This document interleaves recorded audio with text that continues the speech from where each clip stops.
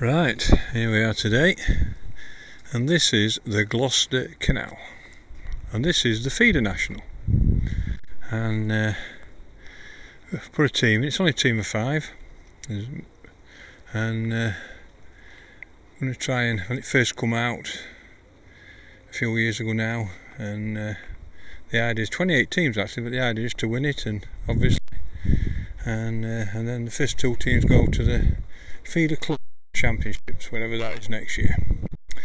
My team, South Yorkshire Feeder, represented by Nick Speed in A section, me in B, Jordan I think is in C, Sean Cameroon is in D, and Gareth Dawson is in E. So we're travelling this morning, most of us. It's 2.5 hours, or not. We're here bright and early. Nice bacon butties, everything. But my peg's terrible. It's not a good peg, this. I'll go to when I got here. 217 it is. Last week it fetched for £2 for little fish stuck there. But you want to be Steve Welford there, look next to my good friend who did a fantastic job for the Masters Feeder team in Spain. Yeah, next peg. We're trying to take a pound with Philippe Inge, where the fish are. So you want to be from probably Phil, that way a few pegs, and that's where all the bream live. Just with them trees that way you can see them. They live. So that's where you need to be. And sometimes I catch that corner at 220s. I think Cox Darren's up there, and I think Eddie's up there.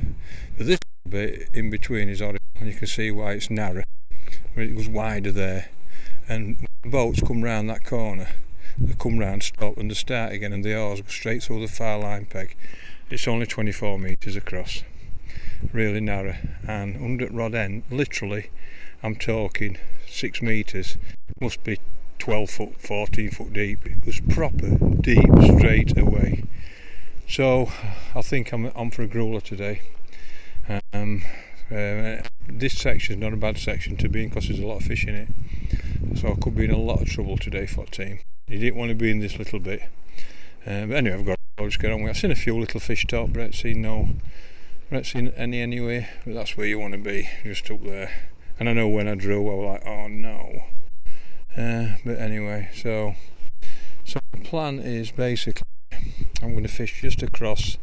You can see them lilies, side of them lilies about a foot. I'm going to start try and catch everything. I'm going to fill it in on me like a meat. Like fish just come up there. Look, little fish, a few little fish topping, and hopefully I can get a bream to move into that deep water. But I don't think the bream are in deep water, to be honest with you. But I'll do something because I think I'm in a lot of trouble here to get, even top 10. I think it's going to be very, very difficult. But anyway. So I'm going to feed them 2 lines, and just for 3 hours just to see what I can catch across, and then come on that deep water. I'm going to proper fill it in on that deep water and have a look at it and see just to try and make something happen, because there'll be no little fish in it, so I might as well do something in that water and take a gamble and hopefully 1 or 2 bream move in later on. But anyway, so but like I said, I think I'm in a lot of trouble, and the weather's beautiful. Drove down straight into Storm Anthony Peel, that's what it is, I'm calling it Anthony Peel, Storm Anthony, and all it's done is rain. We're all wet through. Went to put a brolly up. Well, trouble is it's a walkway, you're blocking everybody else's bike riders come down, like you can see there, look. So you're going to be in a lot of trouble, much I want my bolly. And of course I've dropped, Gareth's dropped me off, so he's got the car and left me bait brolly in van. But it gets worse. Really to make me day. What really gets worse, I don't know how to tell you this. I'm myself up to tell you. I forgot my flask. I've left my flask in van. I'm distraught, like not having crap.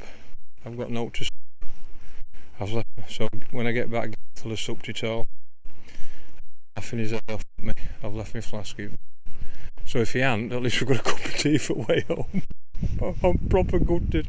Halfway up here walking, I was like, because I've only had to walk 45 pegs, I walk up thinking, oh no, please, because he dropped me off. But anyway, it's what it is. So it's a great day. I love national days. It's big national next week. But feeding national, it's growing and growing every year. There's 28 teams in, which is fantastic. So we'll get more and more, and keep it going and keep it a big event, because that's what it should be. So I'll let you know how I get on, but it's going to be very, very, very. I'm gonna need some rabbits out today, 100%. But I've caught them before, so I pulled the rabbits out before, so hopefully I can do it today. I'll let you know how I go on, and make a cup of tea for me, will you?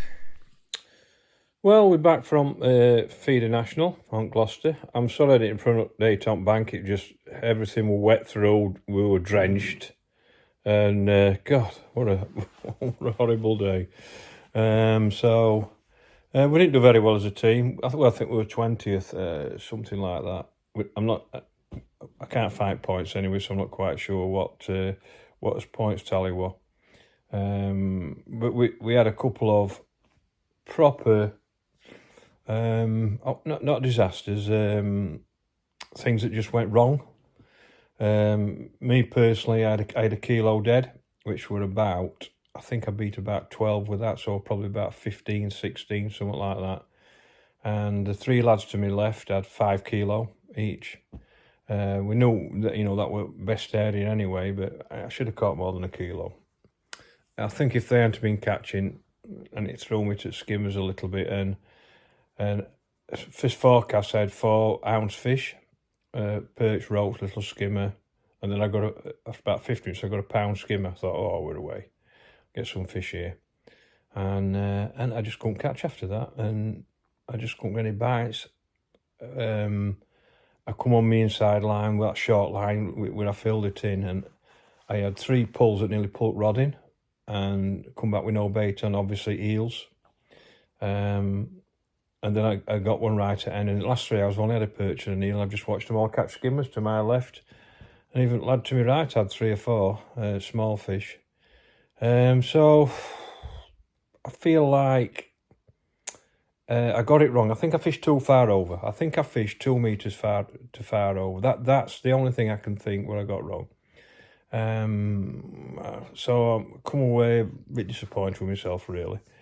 And then on that deep line inside, I only had 1 eel, and I had, like I said, 3 pulls that were definitely eels that pulled rod in. Can't really complain. But I feel that because they were catching skimmers, it drew me to that all the time, and I just think I fished it too far out. That's the only thing I can think. Even though Steve aside of me, who caught 5 kilos, he caught him chucking to lily pads, same line as me. So, but other lads didn't. So I think I got a bit wrong. Speedy it were on the boss peg. It opposite like a little outfall, and they decided to, because of that water that's coming, to put some water in, and he had a bit of a nightmare, to be honest. And hot fish went to his on my right to his left, and I think make one individual 11 kilo. Well done, pal. And I think Andy Moss was second at side of him. So usually them fish are in front of Speedy. So from winning national, he's finished up catching 900 grams, I think, and couldn't do out about it, really.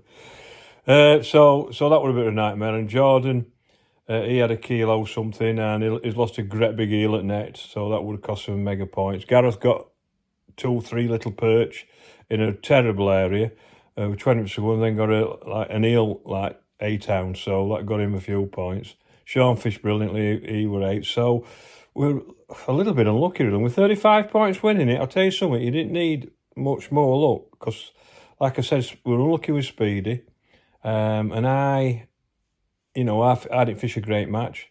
I could have had another, I think, should have had another kilo. I should have had 2 or 3 more skimmers, I do believe.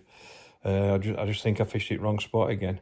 But that serves me right for not putting it working, not going down, not having a look. And I think that cost me, and I think it really did. But great match, and well done to one at local teams, one at Gloucester teams who qualify. Well done, lads, and and lads from Essex, Browning lads, they were second, so they're going to World Club Championships, and I wish you all the best. And I'm not sure, it's in Portugal, I do believe, so it'll either be at Cruz or it'll be at where we normally go at. I forget its name now, but it's a great place. You'll great experience, and you'll absolutely love it. So I come away thinking, yeah, we left a bit behind, and I think if we'd have gone down and put a bit of work in, and that'll teach me certainly a big lesson. I never thought that we could have gone off match length on the Friday, and that's what we should have done. I think gone down and had a day together, and I think we'd have got a few more points.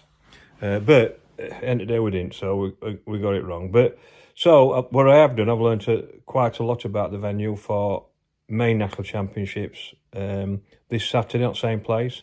I learnt lots for my team I'm fishing from Murfield. I learnt a lot yesterday, and if they listen to me, I think I've got a couple of plans that should get us some points. I learnt a lot, so hopefully that benefits. But end of the day, when you're going on these big matches, and you're taking the big boys on, even though the big boys didn't compete and they put a lot of work in. This time it cost us. I think if we'd have gone down a bit more, and in all fairness, Sean and Jordan did go down, but I think others should have gone down.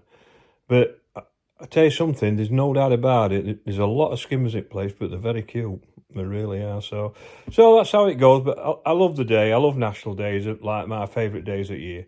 And thanks to all Angling Trust for running it, and massive thanks to all lads on the bank, the stewards and everything like that, who walked up and down all day, were there for car parks, weighed in, did bait checks, everything like that. Thanks very much, lads. And we'll see you all Saturday.